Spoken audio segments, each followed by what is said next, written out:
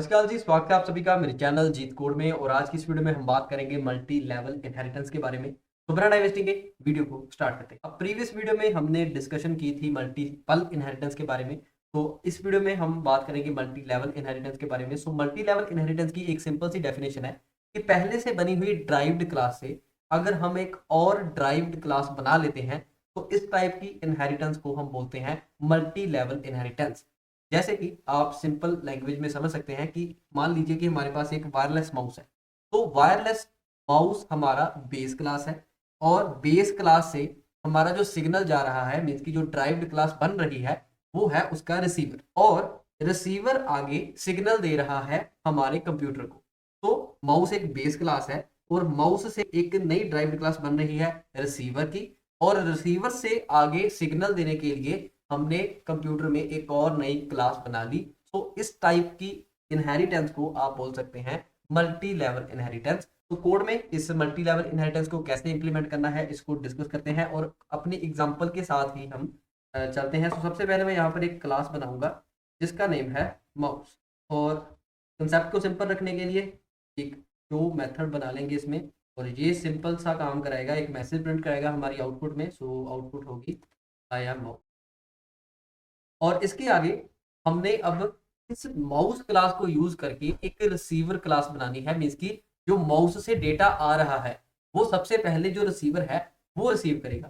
तो माउस से हम एक रिसीवर क्लास बना लेते हैं जो कि इनहेरिट है माउस क्लास से। इसकी जो माउस का डेटा है वो इस रिसीवर क्लास को मिलेगा। और इसमें भी हम एक छोटा सा डिस्प्ले नाम का मेथड बना लेते हैं सेल्फ। और ये भी एक मैसेज प्रिंट कराएगा, होगा आई एम रिसीवर। तो अब हमने एक माउस बनाया और माउस से डेटा आ रहा है रिसीवर को। मीन्स की जो भी माउस में डेटा होगा वो इस रिसीवर क्लास में आ जाएगा।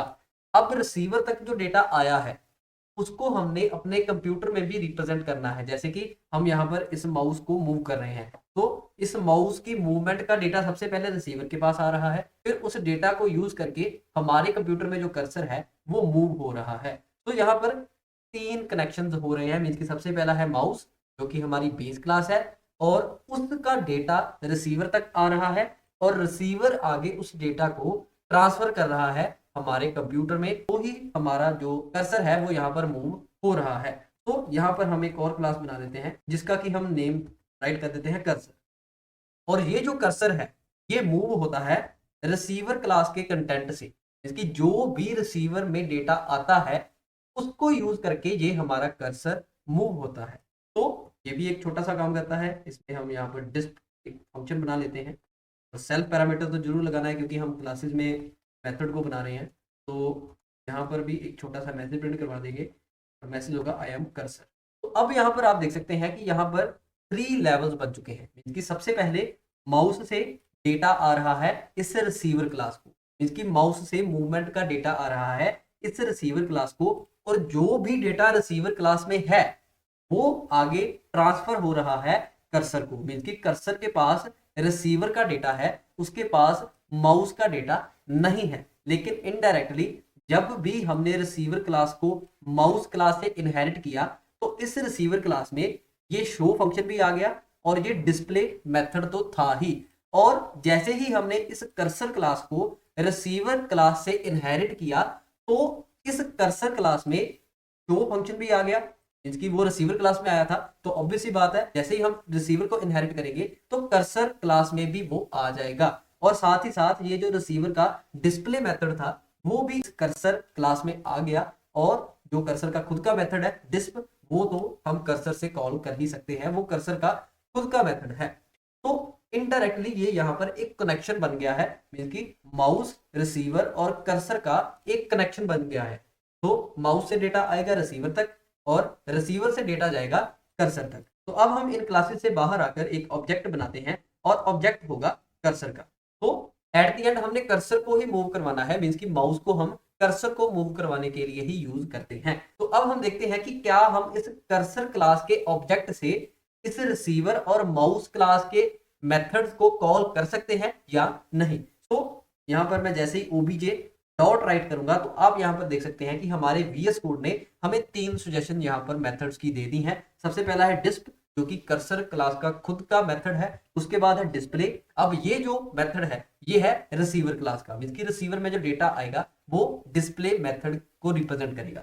और जो शो फंक्शन है वो बेसिकली हमारे माउस का मेथड है, माउस क्लास का मेथड है। सो आप यहाँ पर देख सकते हैं कि यहाँ पर एक कनेक्शन बन चुका है, मींस कि कर्सर से ही हम माउस को भी एक्सेस कर सकते हैं, हम रिसीवर को भी एक्सेस कर सकते हैं, और कर्सर को तो हम कर ही सकते हैं क्योंकि कर्सर जो मेथड है वो कर्सर क्लास का खुद का मेथड है। तो सबसे पहले यहाँ पर हम कर्सर क्लास के मेथड को ही कॉल करते हैं और उसके बाद ही मैं रिसीवर क्लास के मेथड को भी कॉल कर दूंगा, और यहाँ पर जो माउस है उसके मेथड को भी कॉल कर दूंगा। उसके मेथड का नेम है शो। तो यहाँ पर आप देख सकते हैं कि मैंने इस कर्सर क्लास की मदद से ही इन तीनों मेथड्स को यहाँ पर एक्सेस कर लिया है।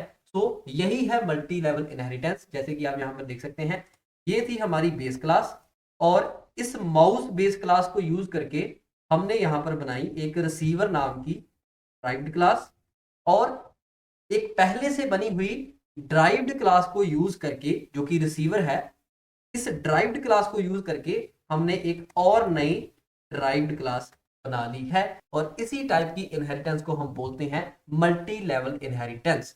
मींस कि पहले से बनी हुई ड्राइव्ड क्लास को यूज करके जो नई ड्राइव्ड क्लास बनाई जाती है उस टाइप की इनहेरिटेंस को हम बोलते हैं मल्टी लेवल इनहेरिटेंस। तो मैं होप करता हूं कि आपको ये जो कंसेप्ट है मल्टी लेवल इनहेरिटेंस का, ये अच्छे से समझ में आया होगा। तो अब इस प्रोग्राम को हम एग्जीक्यूट करके देखते हैं और देखते हैं हमारा आउटपुट क्या आता है। तो जैसे कि आप देख सकते हैं सबसे पहले मैंने कर्सर क्लास के मेथड को कॉल किया था, तो यहाँ पर आ रहा है आई एम कर्सर, फिर आई एम रिसीवर और फिर आई एम माउस। मींस कि हम कर्सर क्लास से ही माउस क्लास के मेथड्स को भी कॉल कर सकते हैं और रिसीवर क्लास के मेथड्स को भी कॉल कर सकते हैं, और एट द एंड इस कर्सर क्लास के साथ ये माउस और रिसीवर का एक कनेक्शन बन गया है। सो ये थी आज की वीडियो मल्टी लेवल इनहेरिटेंस के ऊपर। तो अगर आपको ये वीडियो अच्छी लगी हो और कुछ नया सीखने को मिला हो तो इस वीडियो को लाइक जरूर कर देना।